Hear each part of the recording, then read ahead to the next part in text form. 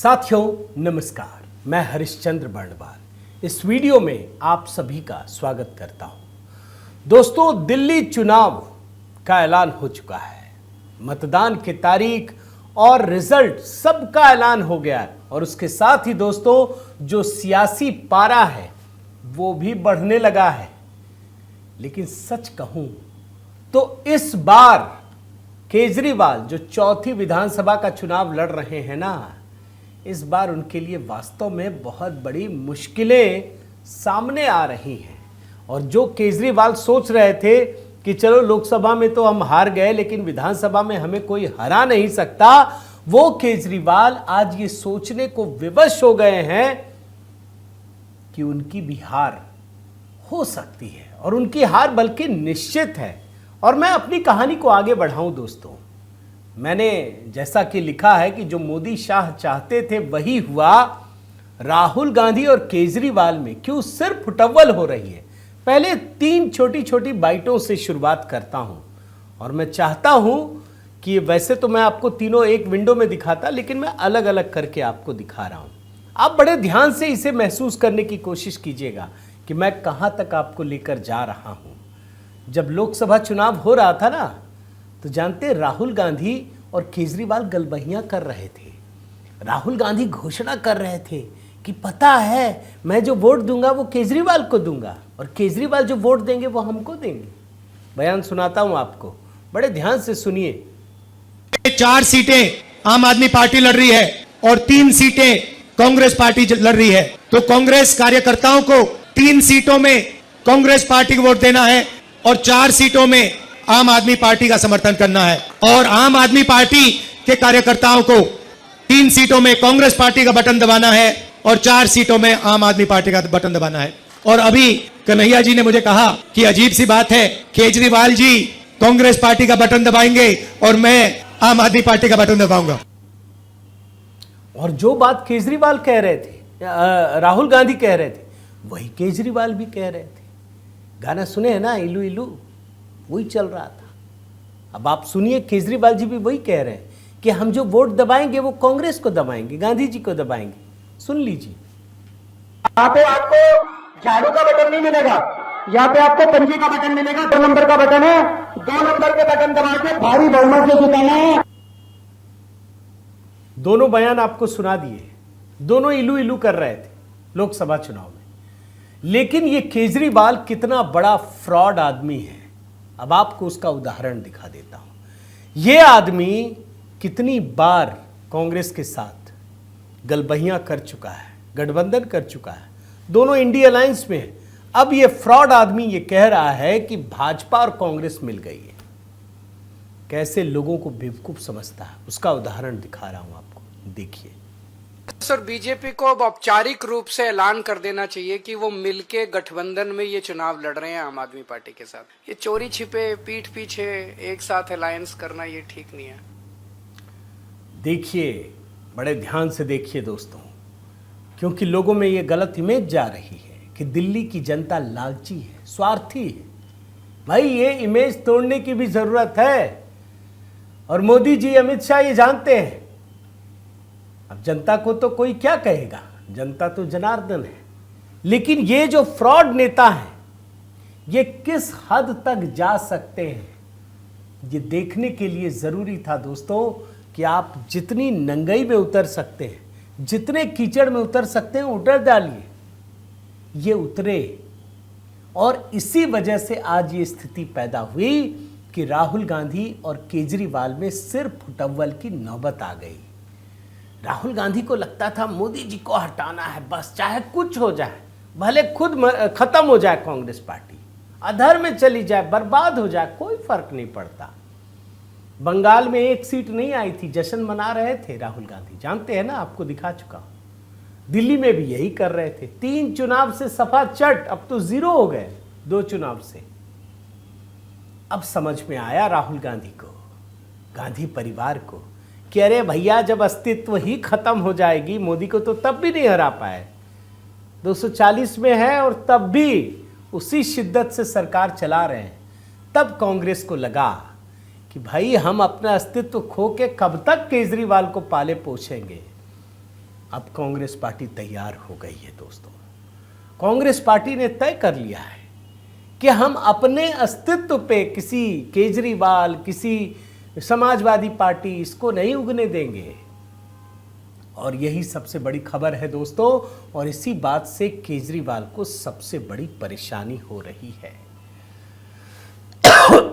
मैं आपको बता दूं, कांग्रेस पार्टी इस बार दिल्ली चुनाव में पूरी ताकत से लड़ने का ऐलान कर चुकी है।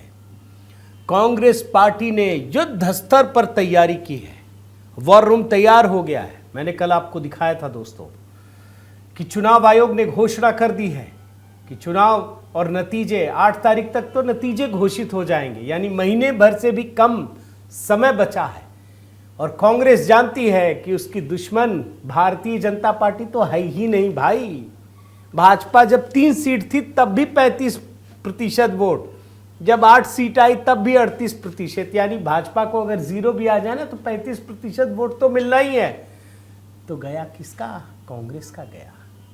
कांग्रेस को ये बात समझ में आ गई। थोड़ी अकल धीरे आती है। अब जब खुद ही को उन्होंने पप्पू कह दिया तो क्या करें। लेकिन अच्छी बात यह है दोस्तों कि दिल्ली कांग्रेस के अध्यक्ष देवेंद्र यादव वो अपनी दुश्मनी समझ चुके हैं कि अगर उसको सत्ता में आना है, अगर वही शीला दीक्षित वाली स्थिति बहाल करनी है, तो उसको भाजपा को नहीं, केजरीवाल को हराना होगा। और कांग्रेस का जो अध्यक्ष है देवेंद्र यादव जी हैं, उन्होंने क्या कहा मैं आपको बताता हूं। वो केजरीवाल को कह रहे हैं कि ये बहरूपिया है, सपनों का सौदागर है। आप सोचिए, और दोनों में ऐसी सिर फुटअव्वल हो रही है ना कि आम आदमी पार्टी ने कहा है कि कांग्रेस को इंडी गठबंधन से बाहर करो। ये लड़ रहे हैं आपस में। मोदी जी तो कई बार भविष्यवाणी कर चुके हैं, लोकसभा चुनाव से पहले भी किए थे। इतनी भयंकर लड़ाई हो रही है दोस्तों। और कांग्रेस के अध्यक्ष जो दिल्ली में है देवेंद्र यादव, उनका एक बयान सुनाता हूं, आपको समझ में आएगा कि जो लोग अभी गलबहियां कर रहे थे, अब उनको हकीकत का एहसास हो रहा है कि दिल्ली कैसे बर्बाद हो चुकी है। सुनिए। हैं कि दिल्ली में भी एक बहरूपिया, एक सौदागर सपनों का वो काबिज है और लगातार लोगों को सपने दिखाने का काम कर रहा है। 11 साल हो चुके हैं, दिल्ली बद से बदतर होती जा रही है। दिल्ली के हर वो सपने जो उन्होंने दिखाए थे आज कहीं ना कहीं टूटते नजर आते हैं। इस दिल्ली चुनाव में ये नजर आ रहा है दोस्तों कि कांग्रेस पार्टी किसी भी तरीके से अब नरमी बरतने के मूड में नहीं है। बड़े अच्छे उम्मीदवार दिए हैं, मानना पड़ेगा। मैं भाई इस मामले में खुलकर कांग्रेस की तारीफ करता हूं कि कांग्रेस ने इस बार दिल्ली को हल्के में नहीं लिया। आम आदमी पार्टी ने कहा कि इसको इंडी गठबंधन से बाहर करो, लेकिन अगर कांग्रेस हटा ही देंगे तो इंडी गठबंधन काहे का? तो ये यूपीए हो गया। तो दरअसल कांग्रेस और आम आदमी पार्टी में ऐसी सिर फुटअव्वल है कि ममता कभी इधर जा रही हैं, कभी उधर जा रही हैं, अखिलेश यादव, सबके अपने अपने हित हैं। लेकिन मैं आपको बताना चाहता हूं दोस्तों, कांग्रेस कितनी गंभीर है दोस्तों। इसका अंदाजा आपको इसी बात से लग सकता है कि कांग्रेस पार्टी ने ये ऐलान कर दिया है। और जो ऐलान कर रहे थे ना, ये बड़े बड़े नेता थे कांग्रेस के। जो कर्नाटक में डिप्टी सीएम है डीके शिव कुमार, कि पहली कैबिनेट में ही कांग्रेस पार्टी हर महिला को 2500 रुपये देगी। अब ये आम आदमी पार्टी वाले तो झूठ मूठ का बोल रहे हैं, 2100, 1000, पता नहीं दे तो नहीं पाएंगे, ये तो कंफर्म है, क्योंकि पंजाब में नहीं दिया। और इतना ही नहीं, इन्होंने जो 2 योजना बताई थी ना, 2 विभागों ने दिल्ली सरकार के अखबार में इश्तेहार देकर बताया कि ये फ्रॉड है, ये झूठा है, ऐसा कोई योजना है ही नहीं। महिला सम्मान और संजीवनी, ये दोनों फ्रॉड योजनाएं हैं। और मैं आपको कांग्रेस की बात बता रहा हूं दोस्तों, आपको ये बता दूं कि संदीप दीक्षित एक मजबूत उम्मीदवार हैं। कांग्रेस के अगर देखें तो मुख्यमंत्री पद के दावेदार हैं, शीला दीक्षित के सुपुत्र हैं, पूर्व सांसद हैं, केजरीवाल के खिलाफ लड़ रहे हैं। कांग्रेस पार्टी बड़ी मजबूती से काम कर रही है। और संदीप दीक्षित ने 3 शिकायतें राज्यपाल के सामने, उपराज्यपाल के सामने जाकर की हैं। पहली शिकायत कि केजरीवाल महिलाओं के साथ धोखाधड़ी कर रहे हैं। दूसरी शिकायत लिखित में है, पंजाब पुलिस इनकी जासूसी कर रही है। और तीसरी शिकायत कि पंजाब सरकार पर लगाया है कि पुलिस वाहनों के जरिए दिल्ली में अवैध तरीके से पैसा भेजा जा रहा है। और इतना ही नहीं, मैं आपको ये तस्वीर दिखा रहा हूं, यूथ कांग्रेस ने बाकायदा पुलिस के सामने जाकर लिखित में शिकायत दर्ज कराई है। और ये कौन सज्जन है? दिल्ली यूथ कांग्रेस के अध्यक्ष अक्षय लाकड़ा। इन्होंने 25 दिसंबर को ये शिकायत दर्ज कराई है कि आम आदमी पार्टी अपनी योजनाओं के माध्यम से जनता को गुमराह कर रही है। मैं जरा इनका बयान सुनाता हूं आपको, सुनिए।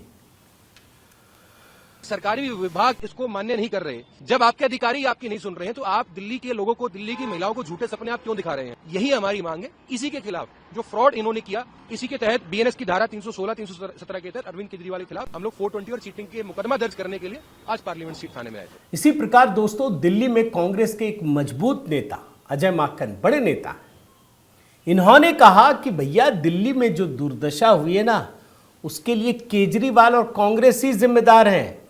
इसको फर्जीवाल कह रहे हैं, ये फर्जीवाड़े का राजा है, ये खुद को मालिक कह रहा था ना। मैं आपको इनका बयान सुनाता हूं। और इतना ही नहीं, अजय माकन देशद्रोही तक बता रहे हैं। कुछ बयान आपको एक साथ सुनाता हूं, आप सुनिए। दिल्ली की दुर्दशा और कांग्रेस कमजोर केवल इस वजह से हुई है कि हमने 2014 में उनका समर्थन 40 दिन के लिए किया था। आज दिल्ली की दुर्दशा का एक सबसे बड़ा कारण ये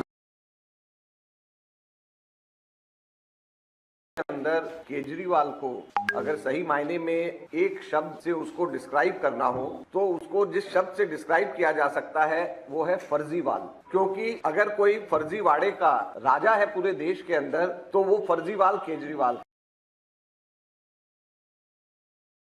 कभी भी इस चीज का पक्षधर नहीं रहा हूं, ना था और ना रहूंगा कि केजरीवाल जैसे व्यक्ति के ऊपर भरोसा किया जा सकता है। वो एंटी नेशनल है और उसकी कोई विचारधारा नहीं है सिवाय अपने पर्सनल एम्बिशन। और कांग्रेस जिस तरीके से काम कर रही है ना दोस्तों, आम आदमी पार्टी वाले समझ गए हैं। लगातार कांग्रेसी पर हमला कर रहे हैं, उल्टे सीधे बयान दे रहे हैं। और संदीप दीक्षित बता रहे हैं कि दरअसल केजरीवाल हताश हो गए हैं, ये डर गए हैं।